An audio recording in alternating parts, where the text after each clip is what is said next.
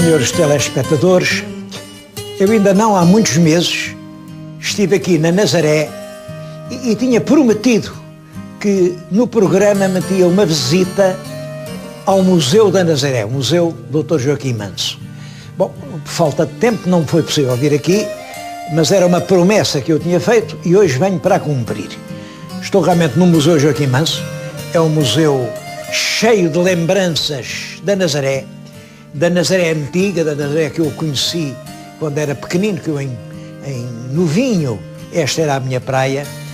O banheiro que me dava banho, que era o Zé Timóteo da Rola, vestia-se exatamente como aquele homem.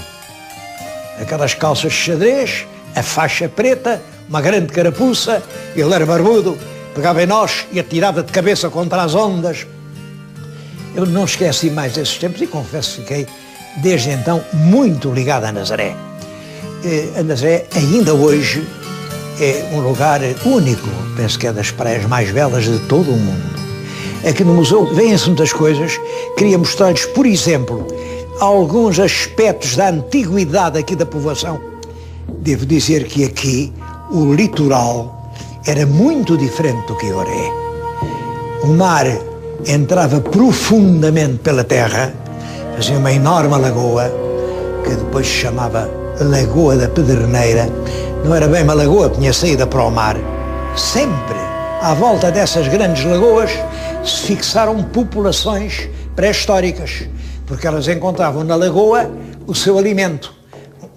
Pesca, muita pesca, sem os perigos do mar. Por isso, está além uma vitrine cheia de objetos já humanos, do Paleolítico, portanto, de há mais de 10 mil anos.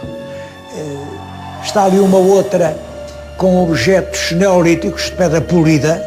Junto deles já estão muitos objetos de bronze, portanto, da transição da pedra para o bronze. Depois do bronze vêm já os romanos, a época romana. Aqui apareceu um sepulcro magnífico, foi levado daqui, está hoje no Museu do Carmo. Eu não digo que não seja bem no Museu do Carmo, mas em todo caso, restituir o passado às suas terras, acho que é importante.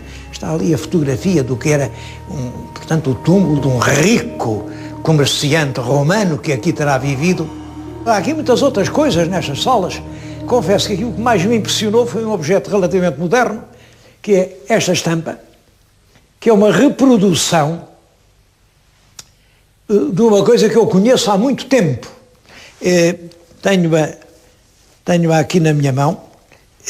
Isto é um livro do princípio do século XVII e é o livro do Brito Alão. É a reprodução desta imagem, que é a história da Nazaré, escrita no princípio do século XVII pelo Brito Alão. Vale a pena falar nisto.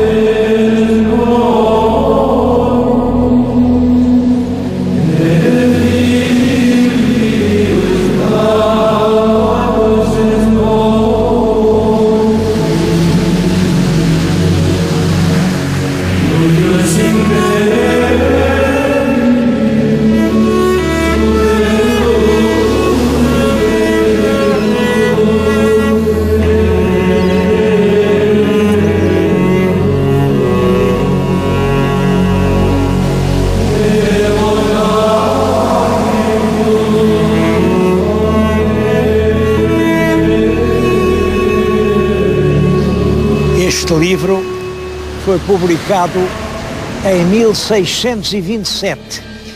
Bom, hoje é claro que é uma raridade, é muito difícil encontrá-lo. E é um livro extremamente interessante. E quanto à raridade, devo dizer o seguinte: se este é raro, mas isto é uma segunda edição, feito aqui pela Confraria da Senhora da Nazaré. É claro que não tem este encanto dos séculos da primeira edição. Em todo caso, tem aqui todo o texto. Tem o texto e toda a lenda. Bom, há muita gente que julga que isto é apenas um relatório de milagres, de prodígios, de coisas que, enfim, cuja verdade hoje há muita gente que põe em dúvida, mas não é isso. O livro não é isso. O livro é, essencialmente, uma história trágico-marítima da Nazaré. Esta imagem aqui foi, desde o século XVI, adotada como a padroeira dos pescadores e dos mareantes que andavam por sobre as águas do mar. Muitas naus da carreira da Índia se chamaram naus de Nossa Senhora da Nazaré. Em muitos naufrágios, os mareantes se salvaram e atribuíram à Senhora da Nazaré a sua salvação. Vieram aqui centenas e centenas de homens que escaparam dessas imensas catástrofes marítimas, a trazer as suas pobres ofertas, a trazer o que restava dos seus desastres para salvar as suas vidas. Este livro está cheio de relatos de naufrágios, de prodígios, sempre com as naus da carreira da Índia. Só por isso, este livro para mim é realmente um livro precioso.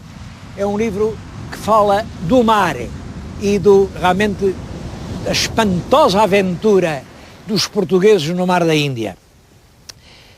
A Nazaré teve nessa odisseia um papel importante e continuou pelo tempo fora. Eu agora, quando fui lá acima e comprei este livro, encontrei um outro que queria chamar a atenção vivamente para ele. São 100 anos de naufrágios na costa da Nazaré. Não julguem que aqui o naufrágio era assim uma exceção, não. Em 100 anos ele conta 100 naufrágios. Bom, e há aqui coisas terríveis, terríveis. Vem aqui o naufrágio do navio, uma traineira, o Redinha. O Redinha, assim, num dia destes, foi para o largo, levava a bordo muitos pescadores. Não se sabe porquê. O Redinha desapareceu. Nunca apareceu um destroço. Nunca deu à costa um cadáver. Todos quantos iam e tudo que era no barco misteriosamente desapareceu. Ainda hoje este povo às vezes diz, parece que desapareceu como a Redinha. A Redinha era um barco de tripulantes nazarenos que em 1946, não foi assim há muito tempo, desapareceu misteriosamente nesse mar.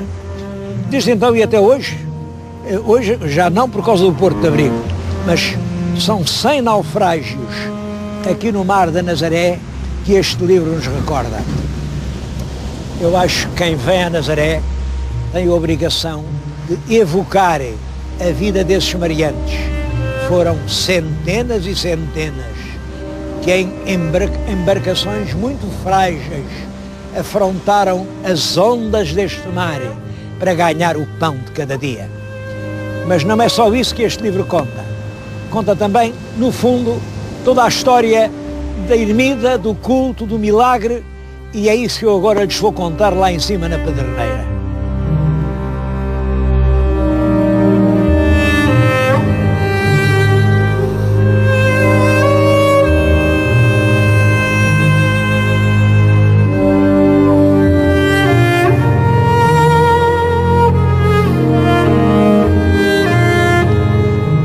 Estamos a ver agora os antigos passos do concelho da Pedreneira.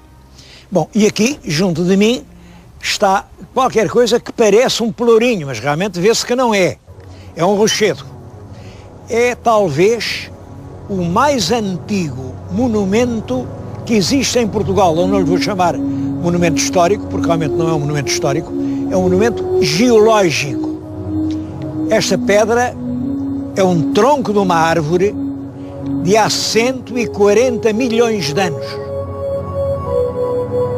Uma floresta, isto petrificou, depois a erosão trouxe a árvore petrificada à superfície e povos pré-históricos encontraram esta estranha pedra com feitio de coluna e deram-lhe um sentido mágico. Mágico. Isto foi o tótem, durante milhares de anos adoraram esta pedra. Até se dizia que foi a pedra que deu o nome à vila. A vila chama-se Vila da Pedreneira. Como sabem, chama-se Pedreneira ao sílex. Sílex, onde se batia uma pedra na outra para antigamente se conseguir uma faísca. O sílex é que provocava o lume. O sílex. E nesta pedra há realmente uma grande quantidade de sílex. É claro que a pedra não estava aqui, mas era venerada aqui na Pedreneira.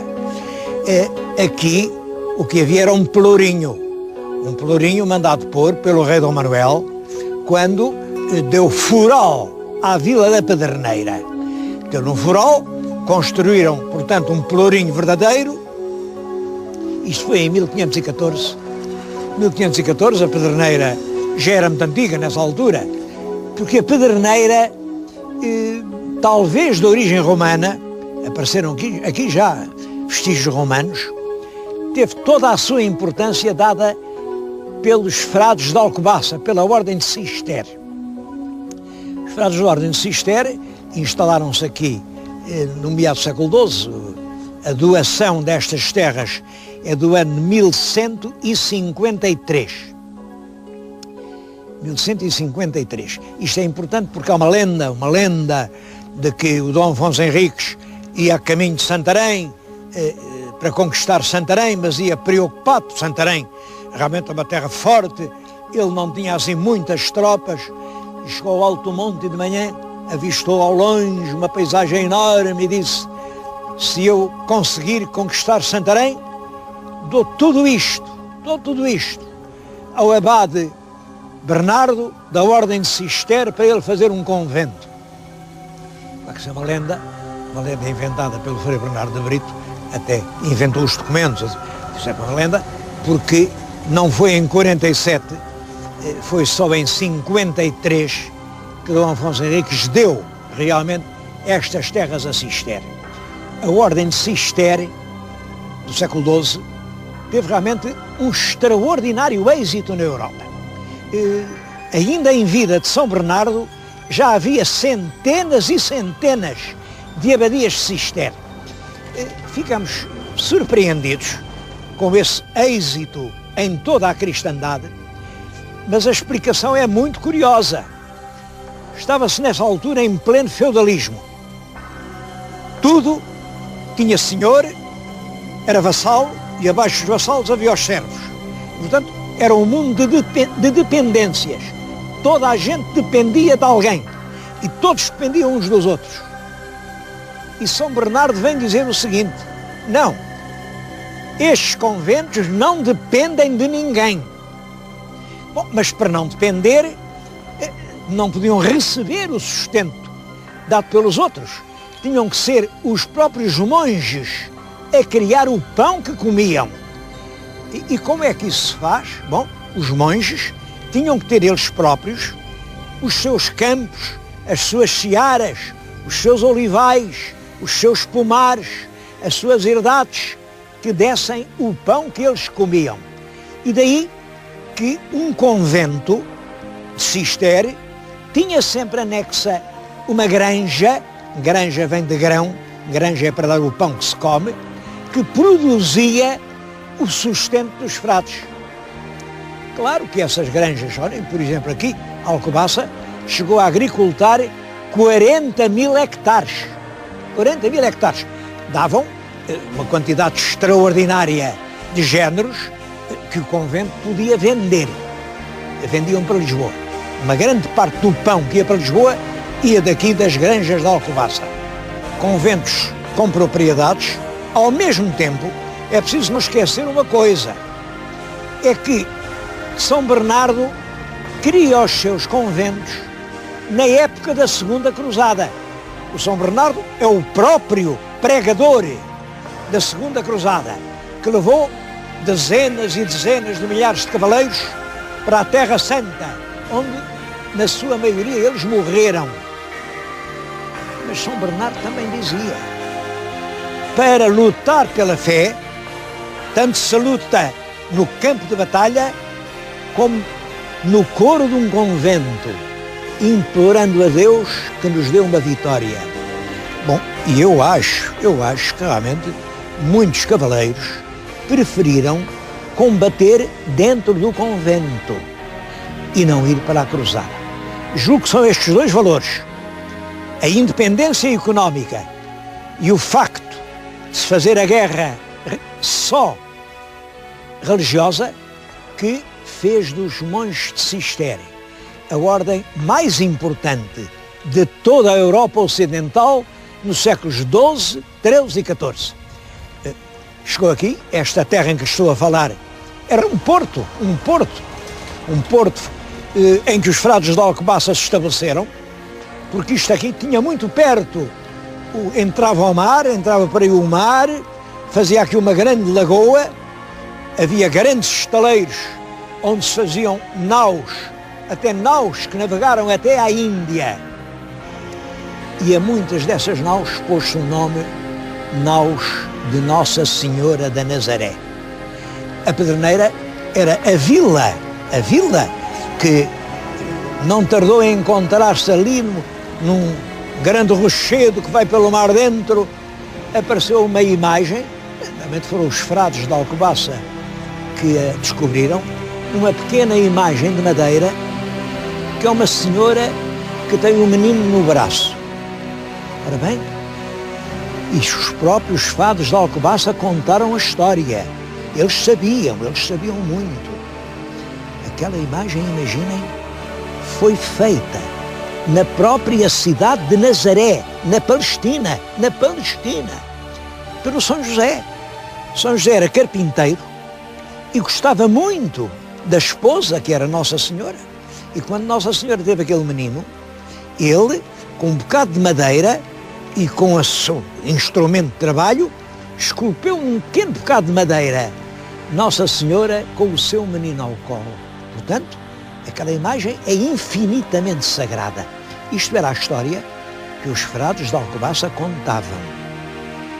E é verdade que no século XIV já existia ali uma ermida, a ermida que ainda hoje lá está. Ela não era assim, bem assim, tinha só arcos, mas uma ermida sobre o sítio onde apareceu escondida a tal imagem. Depois é que vem a ideia de que um cavaleiro, Dom Fuas Roupio, cavalgava atrás de um veado, de uma corça que era o diabo. A corça queria atraí-lo para o abismo, mas ele tinha acabado de ver a imagem, que já estava ali, e disse: valha-me Nossa Senhora da Nazaré. O cavalo fincou a pata na rocha. Quem não me acreditar, que vá lá e veja, ainda lá hoje está o sinal da patada. Bom, e isso cria realmente um culto que fez daquela pequena ermida o principal centro da devoção por Maria em Portugal desde o século XIV até ao tempo dos descobrimentos. O que aquele livro do Brito Alão, que eu acabei de lhes mostrar, nos conta, são as tragédias marítimas dos mariantes que iam caminho da Índia, que iam caminho do Brasil, e que nas horas de grande aflição punham as mãos e diziam: valha-me Nossa Senhora da Nazaré, a Senhora dos Mariantes. Mas a Nazaré era só aquela imagem, não havia terra nenhuma. A terra chamava-se Pedreneira. Pedreneira porquê? Olhem, o que se dizia é o seguinte: é que lá há uma pedra extraordinária, uma pedra maravilhosa, uma pedra que é esta. Esta pedra venerada estava aí. Depois, isto tinha realmente um belo pelourinho. Quando acabaram com os concelhos em 1836, este concelho, deixou de haver concelho da Pedreneira, passou, acho que primeiro para Maiorga, depois para Alcobaça. O pelourinho arrancaram daqui, levaram-no. Hoje ninguém sabe o que foi feito dele. Se calhar partiram, está aí metido em algum muro, sei lá. Partiram o pelourinho e aqui não ficou coisa nenhuma. Portanto, só restam os degraus do pelourinho. E sobre os degraus colocaram a tal pedra sagrada. o tal pedaço de madeira de uma floresta dá 140 milhões de anos. Só para ver uma coisa destas, vale a pena vir aqui à Pedreneira. Estamos a ver agora os antigos passos do concelho da Pedreneira. Foi exemplarmente restaurada, hoje não é Câmara, claro, porque hoje foi restaurado, mas foi o concelho da Nazaré, porque entretanto nasceu lá embaixo, na praia, a vila da Nazaré. Olha, no século XVIII ainda só lá havia 48 cabanas de pescadores. Ninguém queria estar lá embaixo, toda a gente tinha medo dos piratas. Vivia todos cá em cima, aqui na Pedreneira. Olha, vivia, por exemplo, está ali o nome, Bastião Fernandes, foi um dos companheiros de Vasco da Gama na sua gloriosa viagem de descobrimento do caminho marítimo para a Índia. É uma terra cheia de história. Bom, lá embaixo não havia nada, porque o mar quase batia aqui, no Monte da Pedreneira.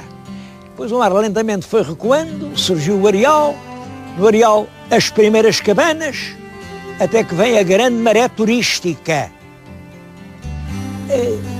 Nazaré é realmente um sítio lindíssimo, lindíssimo. E então, muita gente aqui da Extremadura, gente de Alcobaça, gente de Leiria, gente da Batalha, gente de Coimbra, gente da Marinha, muita gente aqui começou a fazer casas diante deste areal extraordinário.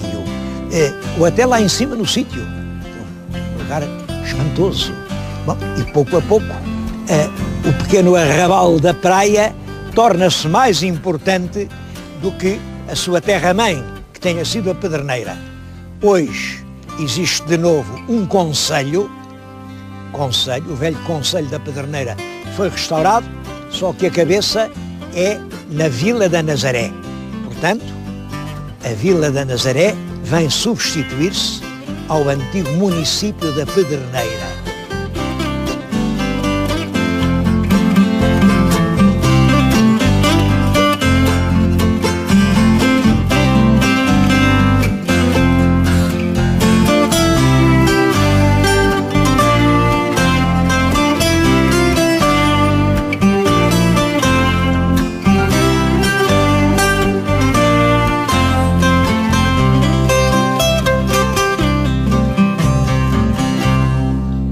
Outro monumento extremamente importante aqui da região da Nazaré é a Igreja Visigótica de São Gião.